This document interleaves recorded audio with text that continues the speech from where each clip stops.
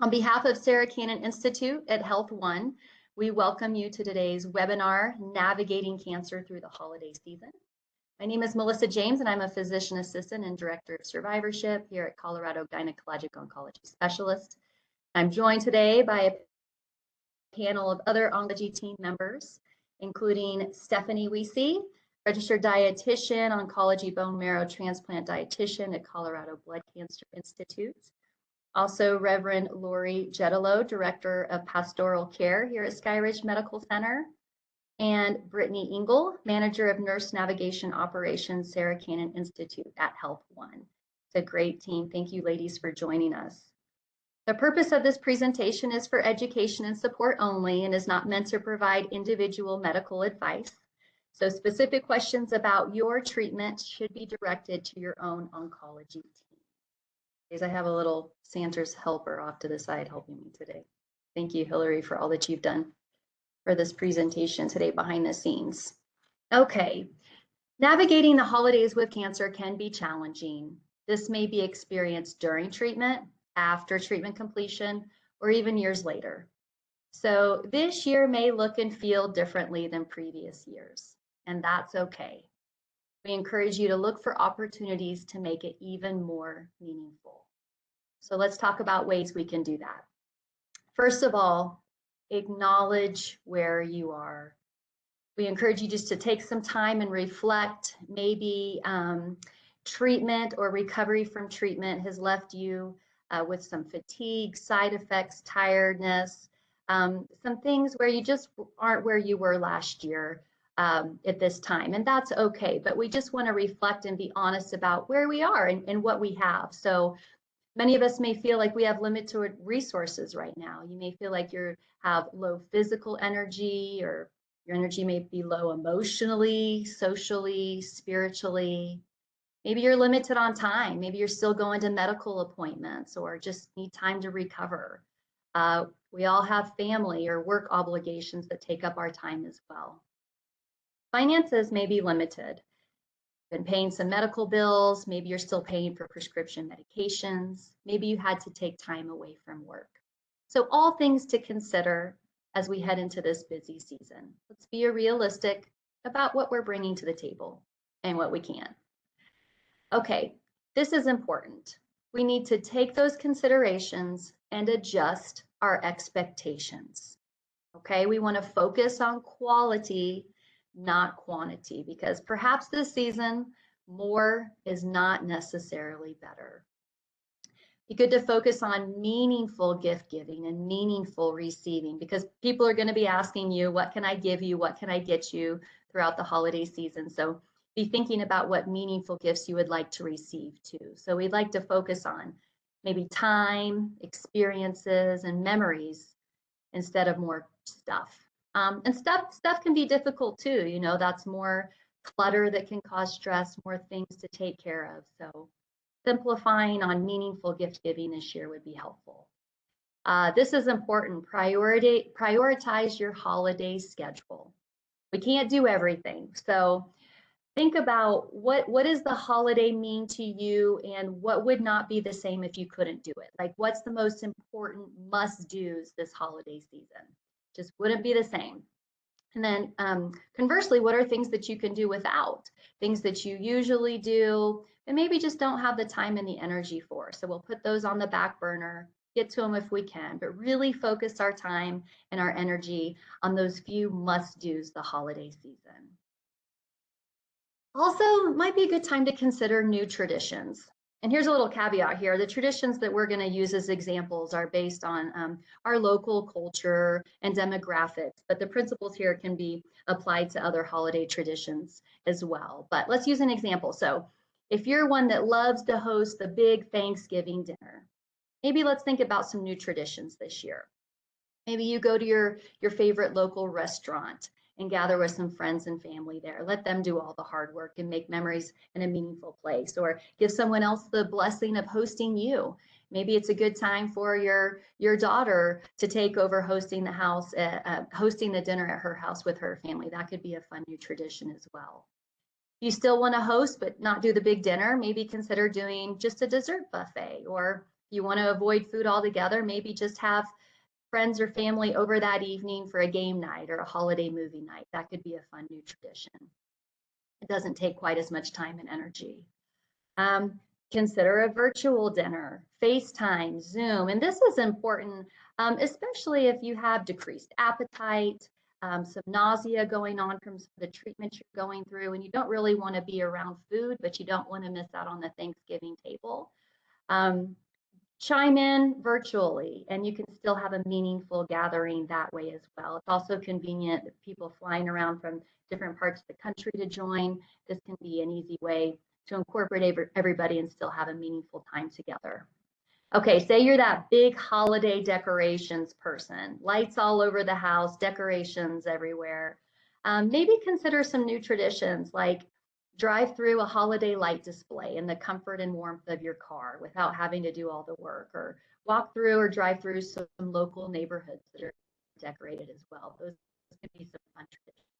Maybe you really like to get outside and do ice skating or caroling, but you don't have the energy or the stamina to do that this year.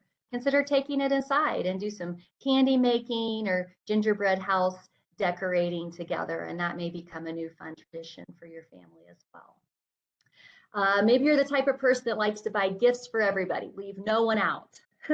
Well, you may be limited on some of those resources we discussed, like time and energy and finances. So consider some new traditions. Maybe you make a smaller list. Say, we're just going to buy for the grandchildren this year. Or perhaps get the same gift for everyone. One gift you can give to everybody else. I've seen families do heritage letters, a family photo. You can even frame them if you want. But that can be a very meaningful gift that reaches many people with minimal effort. Or consider, the good old white elephant gift exchange or a secret Santa, where everybody is still getting included, but you're only doing the work in the shopping for one person. So, and you never know, those may turn into new traditions. Okay, what about if you're the person that has to have the perfect Christmas tree, right? Big, huge, gorgeous. Go out into the forest, find the perfect tree, cut it down, bring it back to the house, make sure it's watered and maintained throughout the season. Maybe this year it's time to consider that artificial pre-lit tree. And even better yet, if you can have a decorating party with family and friends, have them come over, turn on some Christmas music. Just be okay with how it turns out. It may not look the exact same as always, but it can still be a very fun memory and a meaningful tradition. I know personally, my children did that with their grandmother last year, and the tree didn't really look quite right, but every time I looked at it, I was reminded of the beautiful time that they had together. So just consider new traditions and ways you can still enjoy the holidays. Great tip is to plan ahead. Okay, so maybe you're that person who's like, no, Melissa, some of these are my must-haves, my to-dos. I'm gonna do them anyway. Let's give you some tips on how to do that. So if you're gonna host, get some help. It's okay to ask for help. People want to help you. They're always looking for things they can do, ways they can help you. So give them a job. Maybe they can help you with the meal planning, send somebody out to do the grocery shopping. They can help you cook. Even better if you can cater or do potluck style, have everybody bring a dish, and that way it spreads the workload around.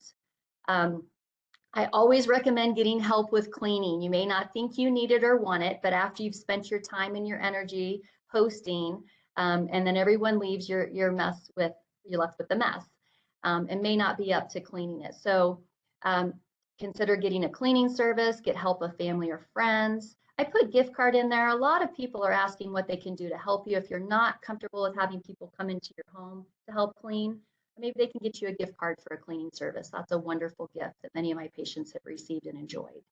Okay, if you're gonna do gifts, we always say, start early, shop early, consider shopping online, get a helper to help you shop and gift wrapping.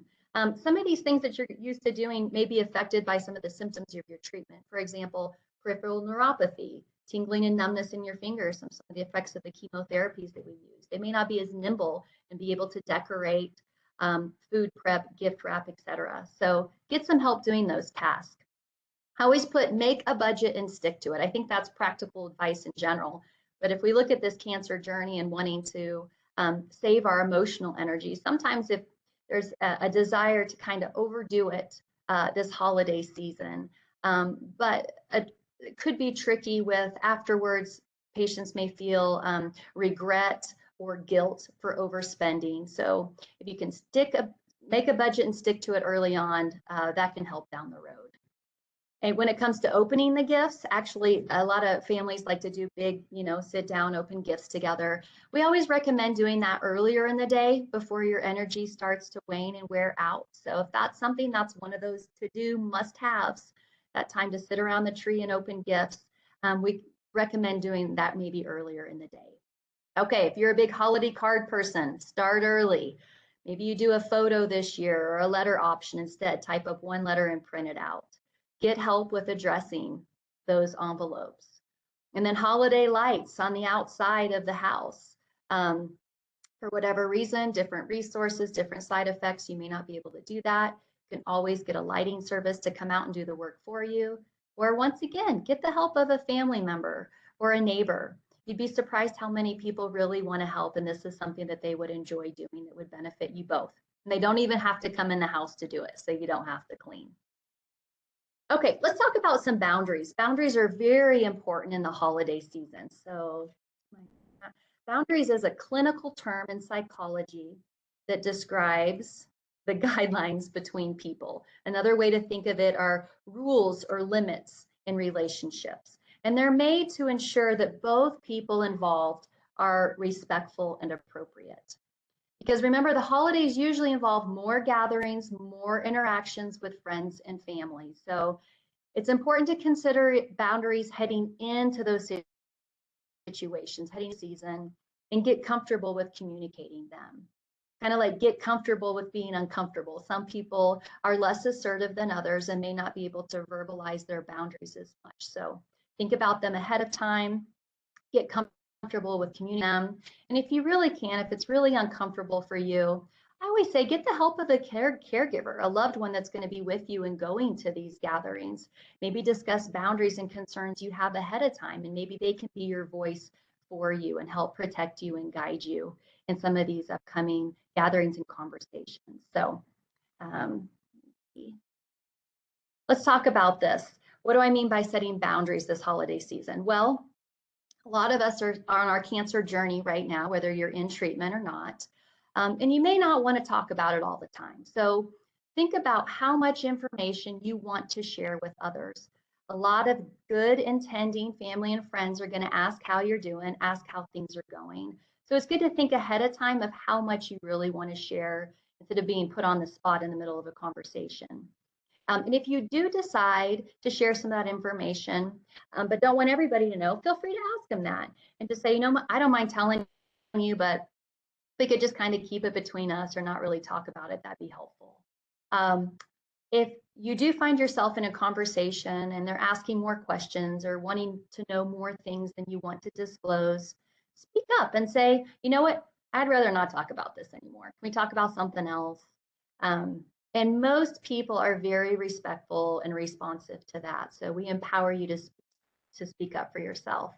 I always have to bring up this example where people are out with family, friends, neighbors, acquaintances, even strangers, and maybe you do want to talk about or mention being in cancer treatment or wearing a wig or whatever.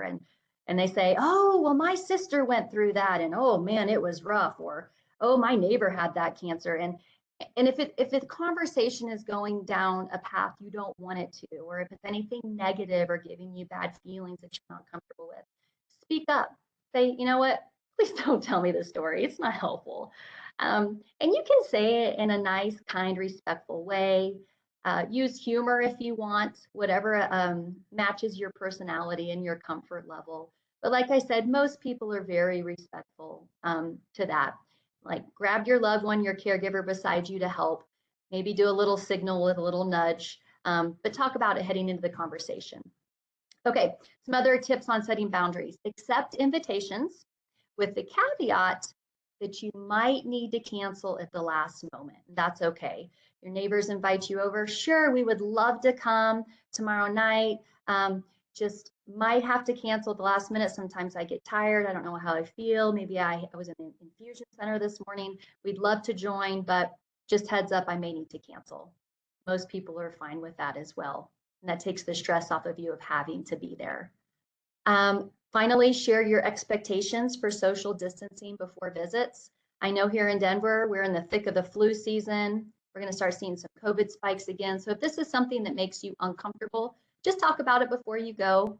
If you want to just meet outside instead of inside, you just say, you guys don't mind throwing on a mask, it'd make me feel better. Talk about those before you get there. People are usually receptive.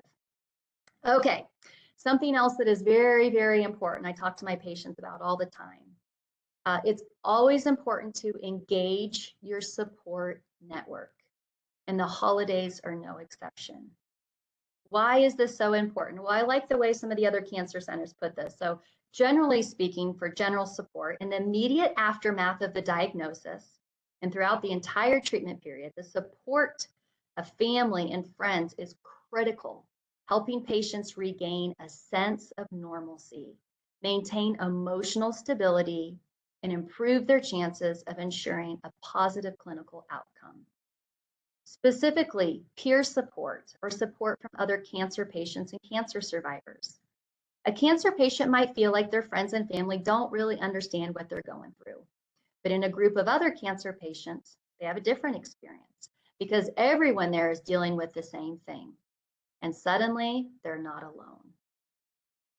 Okay, so what is your support network? That can be made of many different people and organizations. For example, family, friends, family, right? That's the friends that are so close they feel like family. Neighbors, safe coworkers, your social groups. For peer support, that's where we're talking about your support groups, peer mentoring, online survivor communities. You can also find support in your faith communities or your places of worship. Counselors, therapists, an excellent source of support throughout your cancer journey, especially in the stress and craziness of the holiday season. There can be a lot of triggers that happen in the holiday season, a lot of raw emotions and fears that pop up. If you don't already have a counselor or a therapist on your support network, I would strongly encourage you to do so. Okay, you can also find support from your home health care team, your palliative care team, and of course, our fabulous nurse navigators. Here at Sarah Cannon, we're honored to have a team of nurse navigators. Brittany Engel, I mentioned at the beginning of the session today, is our manager of nurse navigation operations here at the Sarah Cannon Institute at HealthONE. She is on the call today. So Brittany, I'm going to let you jump on and speak to this slide for a minute and the resources and help that Sarah Cannon navigators can provide. Yeah, excuse me. Thank you, Melissa. And I apologize, everyone. I'm a little bit under the weather, so I apologize for my voice. But yes, so with Sarah Cannon and HealthONE, we have our nurse navigators, and our navigators are really unique in that fact that we are really here, like Melissa had stated, that extra support, that person who can help walk you through that journey, help find those resources for you, making sure it's always like, what do I do next, or where do I go? That essentially is kind of our nurse navigation team. So we are here. We start at the time of diagnosis, and then we follow patients through to survivorship, and we really our main goal is to make sure that patients feel like they have someone, a point of contact, knowing where to go, helping patients adhere to treatment, as well as, again, connecting those resources. If there's anything, I know sometimes dog walking or even childcare support and things like that, where we really try our best to help connect patients with our resources. We do have something called Wall List as well. That is a repository of validated resources through Sarah Cannon throughout the local and national level. So it's something we can tap into. That's been amazing for our patients. I wanted to speak to too. I know we're limited in some of our tumor types, and so we do have a line called Ask Sarah. And this is a cancer line. It's 24/7 that is answered by nurses. and they're able to, help answer questions if it's in the middle of the night and something's on your mind and you just really want to reach out and try to get someone to talk to about, a question you have. This line is available, and there is also an ability to connect you to providers if that's that second opinion you would like, or just getting connected in general to a primary care physician. We are also work with a group through Ask Sarah that helps connect patients to those resources and to those providers. So it's listed on the slide, and it's also a website, sarahcannon.com/ask Sarah. It looks like another backslash, but again, like Melissa stated, I think, having that extra support, we know a lot of people don't always have that support. So, definitely utilizing your nurse navigator to the full extent, and just making sure that you know and have everything you need. We're here for you. Thank you, Melissa. Great, thank you. Excellent, Brittany. I've worked with some of those navigators, and they're just not only provide wonderful resources and support, but they're just great people. So excellent tool. Thank you for sharing, Brittany. Okay, let's talk about spiritual support for a second. The holiday season includes various religious and spiritual traditions. It's always an important part of many people's cancer journey, especially more at the holiday season. So we're lucky enough to have Reverend Lori Jetalo. Like I said, she's the Director of Pastoral Care at Skyridge Medical Center, on the call with us today. So Lori, do you want to jump on for a second and speak to spiritual support during the holiday season for us? Absolutely. Yeah, thank you.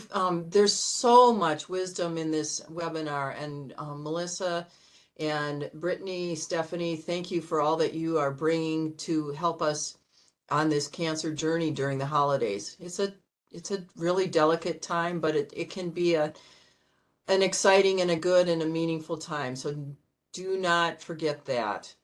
My basic advice is to be creative and flexible, as you've already heard. This can be a great time, and it will be. And I know that if we've learned anything through COVID, it's about the variety of experiences we may encounter: holidays, weddings, graduations, every day in a new way. Just some basic thoughts. You may want to consider a smaller worship experience this year, or sit on the edges of big gatherings. Holiday services can be busy and full, and I want you to be conscious of that, just the feeling of the crowds and the germiness too. So be careful of that, to stay healthy, so that you can enjoy every event your holiday season has. Also, with meditation and your worship times, I'd like to say that you compare it to maybe your eating habits right now. With cancer, you may not have an appetite for big meals. Instead, you are sustained by several little ones throughout the day. Why not the same for your spiritual practices? Maybe it's, you try a lot of smaller times of meditation, prayer, reflection, to just keep your spirits buoyed and lifted up. Another thing that I tell people is, don't let your fears get ahead of you. This can be an emotional time as we go through the holidays. It can be emotional for a lot of people for different reasons. We think about what we've missed, what's no longer the same, or our fears. Don't deny reality, but stay in the present as much as you can, and have gratitude for this day and this year. Another thing is to remember that for most religions at this time of the year, there is a strong message of light and hope. Breaking into this world in the impossible, bringing new possibilities. So cherish that promise, that message of hope. Melissa commented earlier how you might want to restructure how you do lights and decorations, things like that. That's great. And save your energy. And here's another analogy too. Sometimes I have been so busy taking vacation pictures with my family that I missed the moment. I can't just enjoy the vacation. This year, I encourage you to maybe think about being in the holiday, not so much doing everything and then looking at what just passed you by.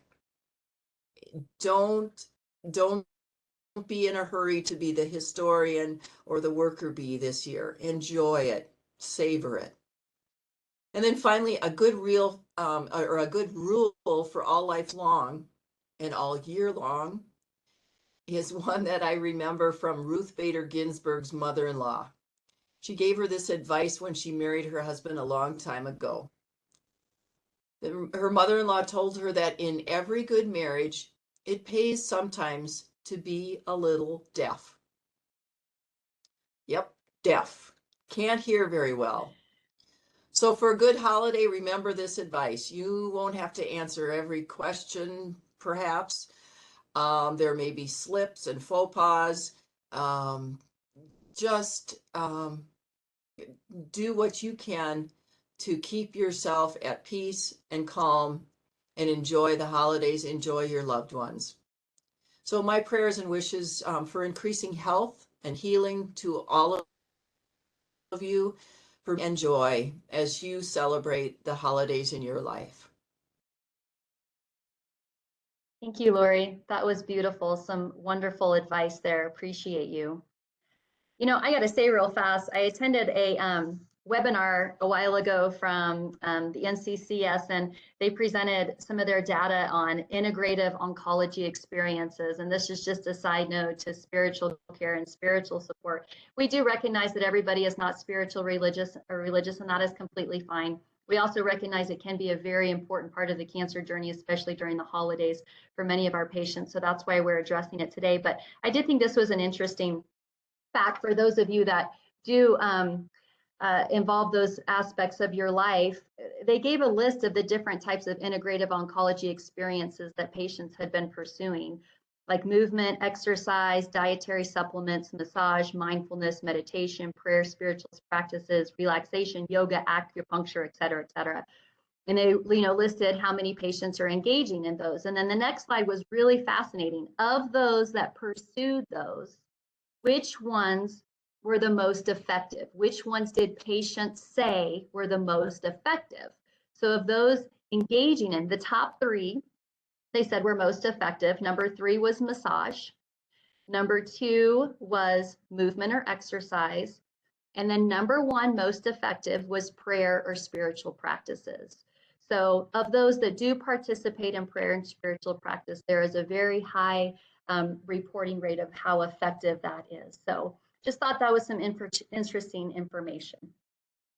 Okay, thanks again, Lori. Let's keep moving along here. Some other guidance we want to give you guys and encourage you to do is prioritize self-care. Self-care. And I feel like we have two sets of patients here. Those that have no problem pursuing self-care, love self-care, do it all the time. And then the opposite end of the spectrum where we can't get them to sit down and take a break or take care of themselves at all. They're always busy looking out for other people. So it is important for everyone. Now, what is self-care?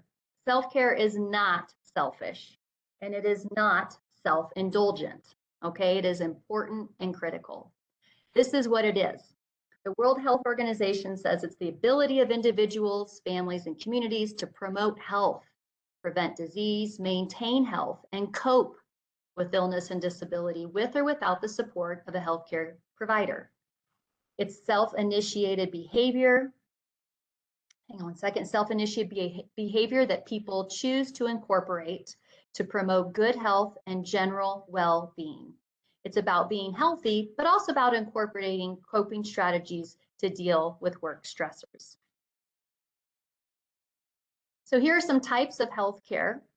These are all areas we need to take care of ourselves: physically, emotionally, mentally, socially, spiritually, financially, even recreation.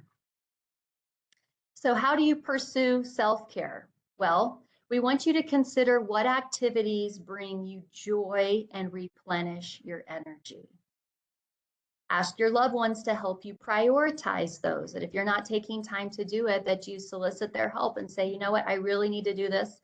My oncology, I attended a webinar today that said I need to do this. My oncology team wants me to do this. Can you help me make time for this?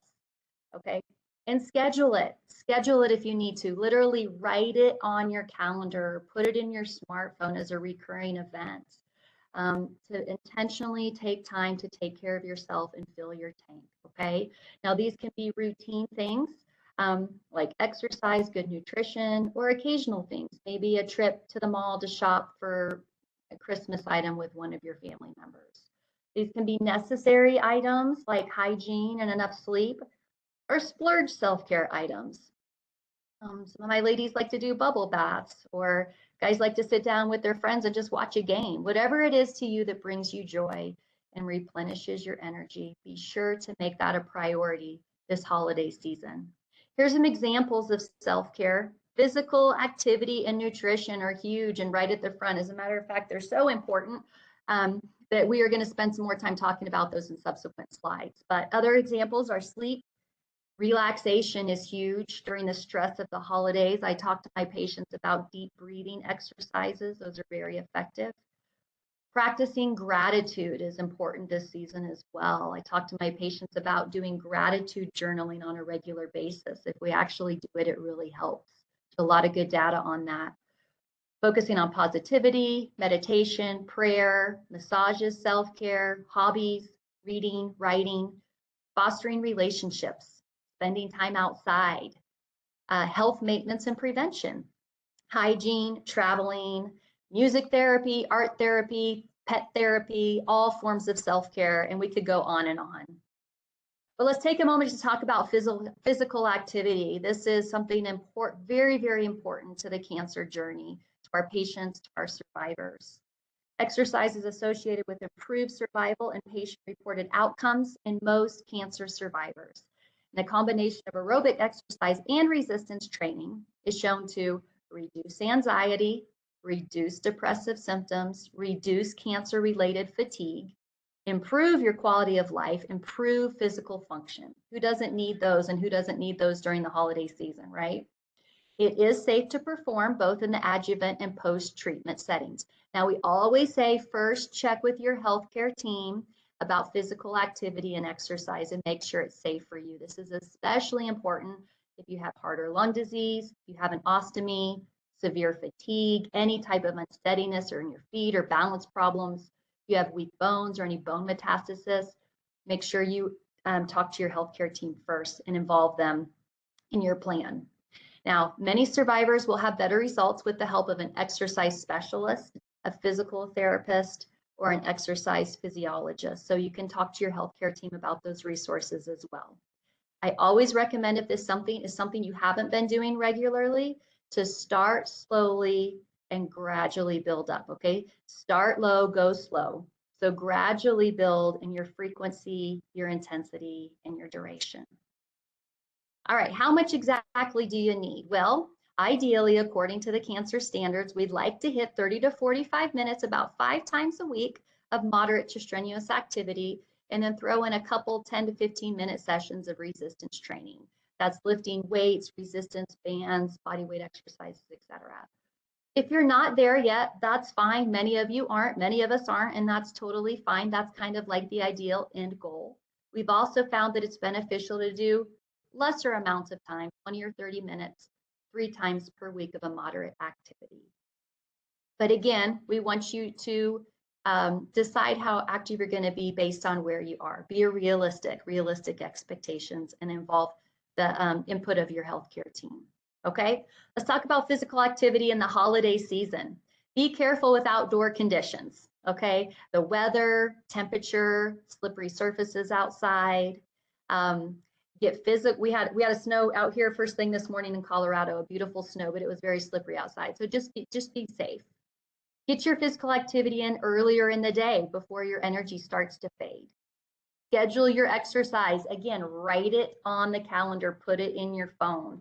This is something that's like medicine for your body. Make it a routine, make it a habit. Get an exercise buddy for accountability. Better yet, get the whole family involved. A lot of kids are going to be home for holiday break anyway. Avoid prolonged periods of sitting, like watching TV or these long holiday meals. It's fine to do those. Just make sure you're standing up, moving around, and stretching throughout the event. Make sure you stay hydrated, very important. Set a goal, then reward yourself. Okay, I'm going to go out for a 20-minute walk and then I'm going to come home and take a hot bath. Or, I worked out 4 days this week. That's been my goal for a while. So I'm going to take some time tomorrow and sit down and watch the big game with my family, etc. But I always say do at least some activity because some is better than none at all. All right, so here's some fun ideas to make your physical activity festive and fun this season. If you're up to it and able, some outdoor activities are ice skating, sledding, skiing, snowshoeing. We live in a beautiful state here in Colorado to enjoy those activities. You could run or walk, a holiday fun run like a local turkey trot. Take some walks through the neighborhood looking at the holiday decorations. Get outside and rake some leaves. If you need to stay inside, here's some indoor ideas to keep the holidays fun.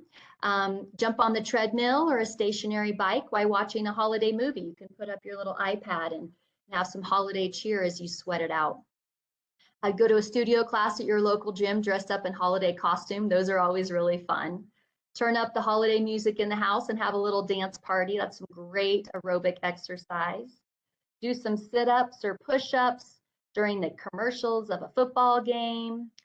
Power walk through the local mall with the holiday shoppers and you get to look at the sights too. That's a good safe activity. Okay, one of our favorite topics, nutrition. Who doesn't like to eat? While we do recognize nutrition may be a struggle for you, we are here to help, and we have Stephanie on the call with us today. Stephanie, I'm going to turn this over to you. Once again, Stephanie is our registered dietitian at the Colorado Blood Cancer Institute with some excellent advice and tips for nutrition this holiday season. Go ahead, Stephanie.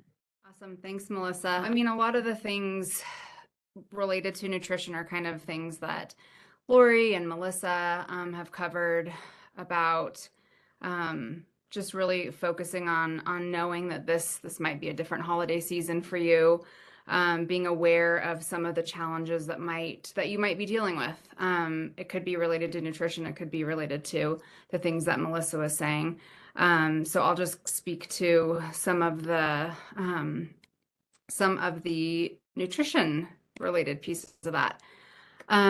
So some of the things to focus on during the holidays, and these are just a few, and then I'll have some recipes that I can share with you guys that kind of incorporate some of these things. So having variety and balance in your diet during the holidays, I feel like this is something that we all struggle with a little bit. It's like, oh man, there's just goodies galore. There's, get-togethers. There's just lots of extra family time. There's lots of extra food. Sometimes there can be lots of extra alcohol.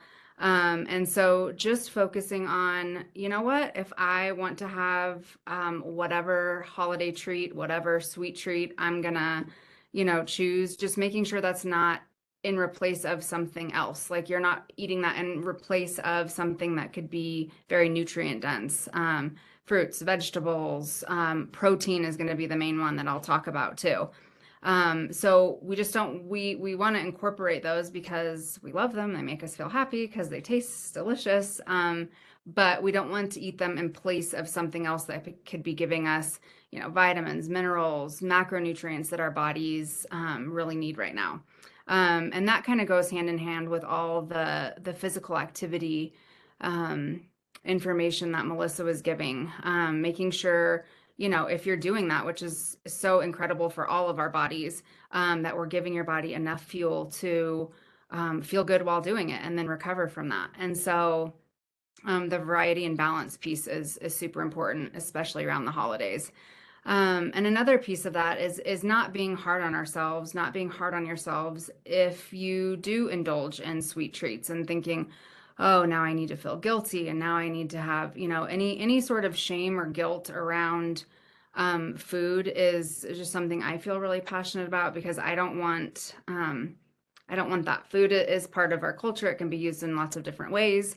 And knowing that when we're getting together with, family, friends, or just by ourselves, that we know that we're gonna probably partake in that. So just make sure you're getting all the other great things too. You're eating all your servings of fruits and vegetables and whole grains and everything, in addition to your sweet treats that you might be indulging in.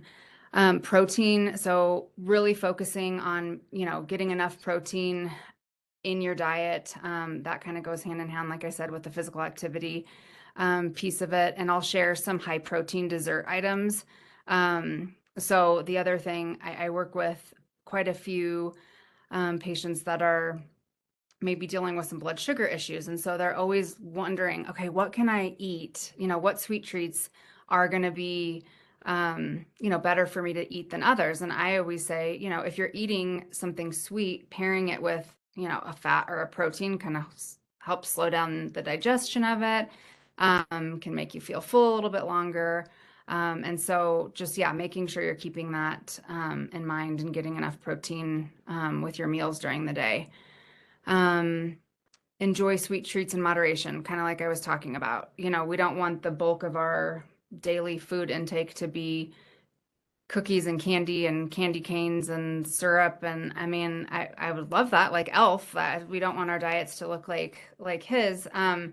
But there's a place for it. And again, not to feel any sort of pressure or shame. Or you know what? If at a family get together, you don't want to eat that, or you want your food choices honored, to be able to say, that's just, I'm not comfortable eating those right now, or I don't want to eat food that somebody else has cooked right now because I want to make sure I'm, being safe with everything I eat. Just learning to, be okay saying that. This is kind of your journey, and owning it and being able to communicate with your loved ones is just super important. And most of the time, they are going to understand. Some of them, even if they don't understand it, they can at least honor it.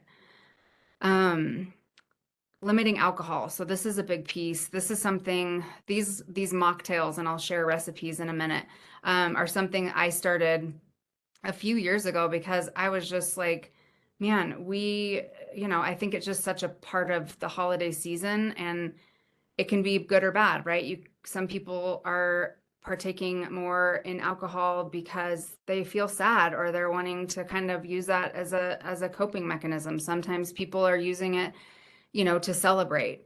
But we also know that sometimes if you're getting active treatment, or the medications that a lot of us are on, or you are on, alcohol can interfere with them and have some adverse reactions. So I have tried to have a mocktail option, and a fun one, not just like, oh, you can have a water or a, diet soda. I try to make it just fun, just like I would any other alcoholic drink that we have, because it's fun. It's another sort of treat. So limiting alcohol, but still being able to feel festive with fun drinks at different gatherings.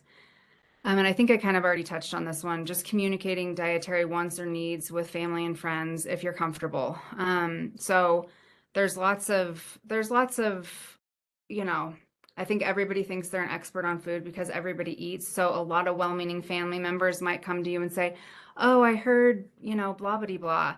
And just kind of like Melissa was saying, have your kind of go-to phrase that you're going to use. I appreciate that. That's so sweet of you to think of me, but I think I'm good. I'm working with, my oncology team, and they really are guiding me through this, or however you want to word it. Because people want to talk about, and point out and talk about what, you're eating or what they're eating. And sometimes it can be really triggering when you're going through treatment, or when you're post-treatment. It's not a topic that maybe you really want to talk about, or maybe you're not comfortable talking about it with certain people.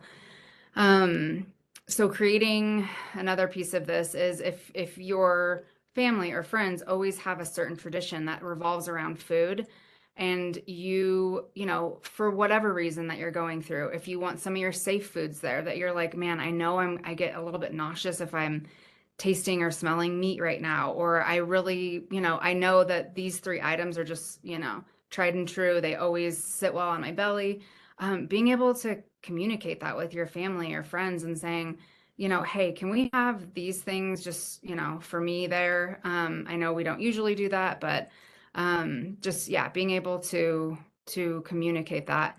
And then also creating new traditions around food and being okay with that too. It's okay for things not to always be the same every year, especially if this, you know, holiday season, you're just not up for it, or you don't want to do the big spread, or you don't want to, you know, if you want to totally change it up.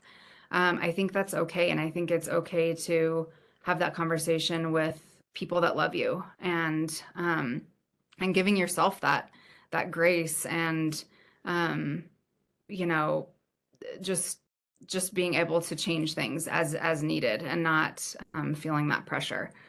I think I already touched on that. Foods you like and comfort foods, just knowing that, you know, yeah, if there's certain foods that you do or don't want to have part of your holidays, being able to communicate that and make sure they are either available or not put on your plate if you don't want them.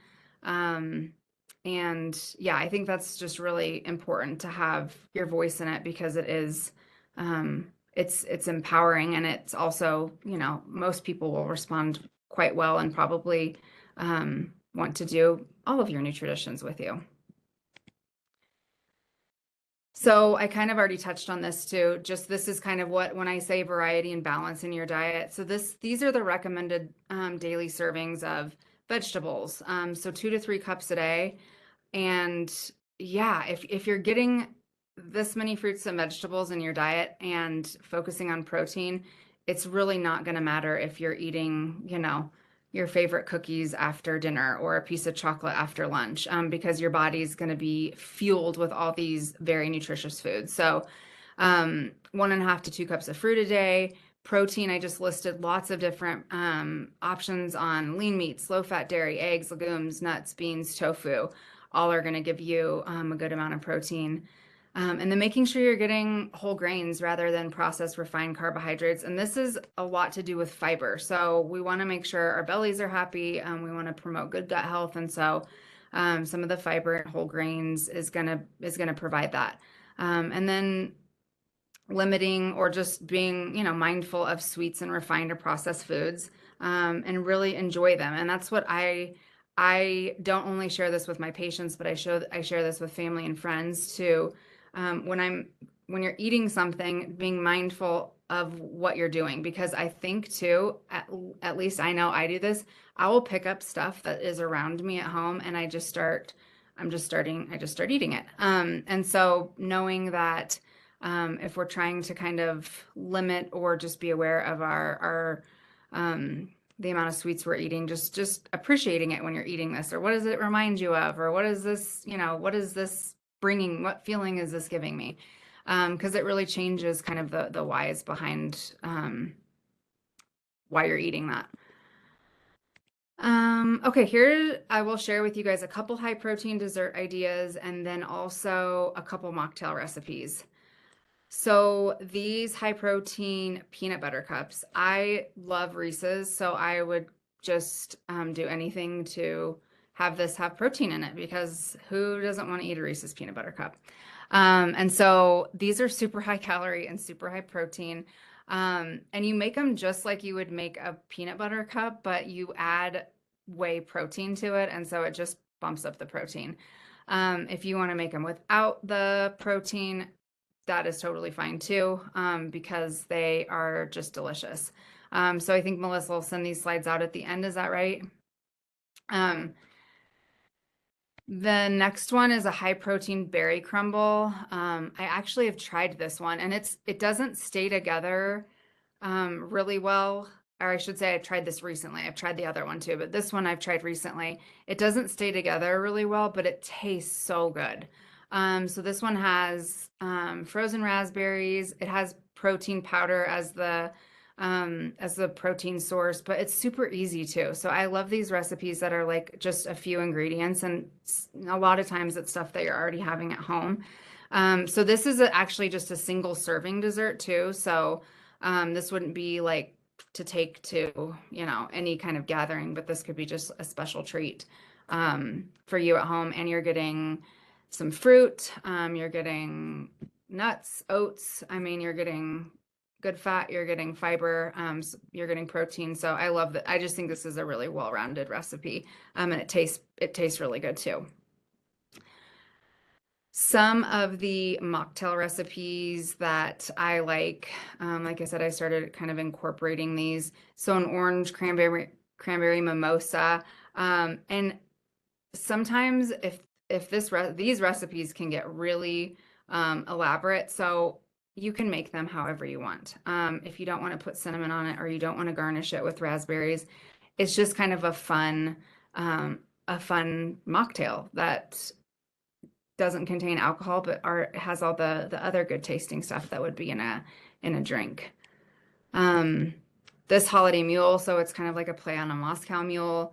Cinnamon syrup, lime juice, cranberry juice, and ginger beer. So this one's really pretty too, and this one tastes really good. And again, it's like very elaborate with the kind of glass to use and all that. You really don't need to do all that. You can just put it in whatever you want. But that's another one that is just a really fun holiday drink. That was wonderful. Thank you so much. Great tips. And I'm definitely going to try some of those recipes. So Cool. that was helpful to the rest of you as well. Thanks, Stephanie. Mm-hmm. Okay. Let me get to the right slide here. Let's see. Okay. Real quickly, and I know we're getting close on time here, but before we leave self-care, I would be remiss if I didn't mention caregivers. Okay, for those of you listening that might be a caregiver or just thinking about your caregiver, this journey affects them too. Sometimes just as bad or just as good in different ways, but it affects them. So we encourage self-care. We encourage you caregivers to create your own support network as well. There's caregiver support groups, respite programs, etc. Very not selfish. Self-care is not selfish. Taking time to pursue self-care and lean out on your own support network does not take away from your loved one or your patient. It only helps you become a better caregiver. So I encourage you to do that as well. Okay, last principle I really want to highlight is focus on joy. There's a lot of stress, a lot of emotions, a lot of activities going on. But if we can really focus and hone in on joy this season, not only will it help you mentally and emotionally, but it helps your body as well. There's a lot of science into how it affects cancer at the molecular level.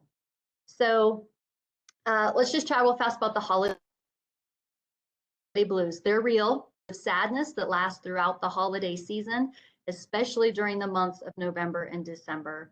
Remember, holidays are usually viewed as a time of happiness and rejoicing, but for some, it can be a period of painful reflection and sadness and loneliness and anxiety.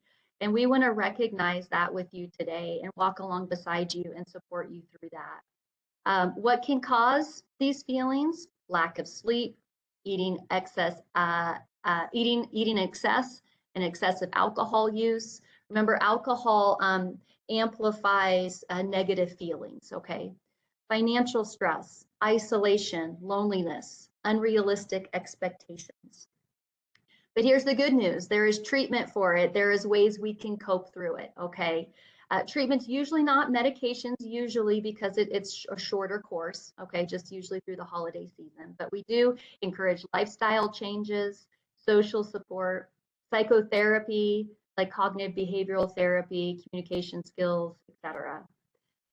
Ways you can cope through it: drink in moderation, don't isolate, exercise regularly, say no, self-time, realistic expectations. So hopefully at this point you're hearing recurring themes over and over again of how to help you through this season, okay? And remember, these are just feelings. Now, they are valid, and we recognize that, but we don't have to let them control us. We can find ways to cope through them in a healthy manner. and we can get help from our support network and our clinical team. Okay, we can make a deliberate choice to choose joy this holiday season, and we encourage you to do so, because with everything going on, there is still very much joy and meaning to be found. All right, as we wrap up, let me give some closing thoughts here. Let's start by just summarizing what we talked about today. There was a lot of information, a lot of great information, and our hope and our prayer and our wish is not to overwhelm you, but maybe that one or two or three of these may resonate with you and you can move forward with help and support. But first of all, acknowledge where you are, adjust expectations, so focus on quality, not quantity. Consider some new traditions, plan ahead, set those boundaries, okay? Always engage your support network and prioritize self-care, especially physical activity and nutrition. And finally, focus on joy. Okay, remember, you are not alone. There's something like 16 million cancer survivors in the country, 32 million worldwide. You are not alone. And don't let your current struggles rob you of the joy that can be found in this season. Don't compare this year to previous holiday seasons. Probably won't be the same, and that's okay. Live in the moment. Like Lori said, don't miss the moment. Live in the moment. Tomorrow has enough worries of its own. Be present today and enjoy the gift of today. Holidays are more than just gifts and traditions.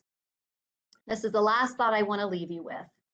Remember, your loved ones care about you, not what you do or what you can't do. They care about you.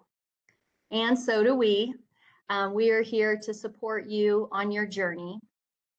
So here are some additional resources you might find beneficial. The HealthONE Cancer Support and Survivorship webpage. There is the address there. You can find some local resources and good information. Brittany mentioned WellList. That's a personalized resource database. sarahcannon.wellist.com. You can go on, just take a quick minute, create your profile, and it spits out resources specific to your own needs. Nurse navigation, there's Ask Sarah that she mentioned as well, the phone number, the website. Another general tool I like to use for my patients is the American Cancer Society, one of our partners, www.cancer.org, a wealth of information, very patient and reader friendly. I've had a lot of good feedback from my patients about that resource as well. Okay, so as we conclude today, here are some references from our talk, from the webinar today.